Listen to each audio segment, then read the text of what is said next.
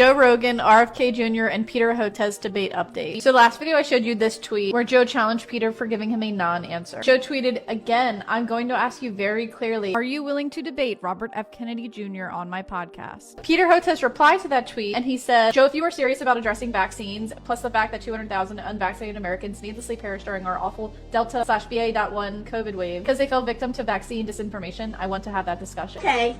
Yeah. Oh, okay.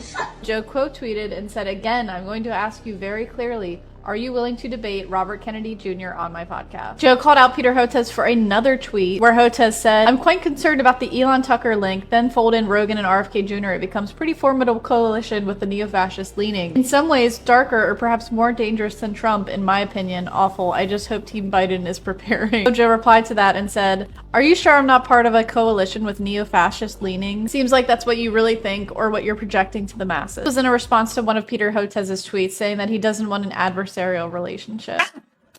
Got it. Joe tweets, to those misunderstanding what he's saying, he's not agreeing to debate Robert Kennedy Jr. Joe responded to Tom Nicholas, who said, no medical professional should ever agree to do this. Never. It elevates the conspiracy guy, demeans the medical professional, only convince the kooks out there that RFK is right because a real doctor took the time to debate him. Never debate a conspiracy theorist. Joe replied, that would be a great suggestion if you could assure that the industry you were representing wasn't completely captured by heartless monsters who have a history of some of the biggest criminal fines in human history because their deception has cost hundreds of thousands of people their lives. It would be a great suggestion if the industry you were defending didn't occasionally look at human beings as the opportunity to generate insane wealth regardless of the tragic consequences. But you can't do that, so maybe it would be a good idea to have a fucking debate.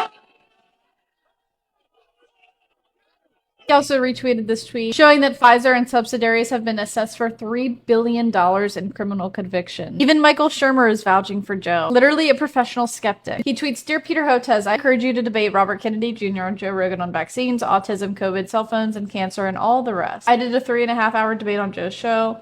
He's a stand-up guy and will be absolutely fair and give you the time you need. Podcasts are the new media center. Why would you pass up $100,000 and tens of millions of viewers? Do it. And don't forget in my last video, I showed that the amount was up to $2.6 million. And honestly, it's probably way more than that. But it's been very clear that Peter is not going to take this debate.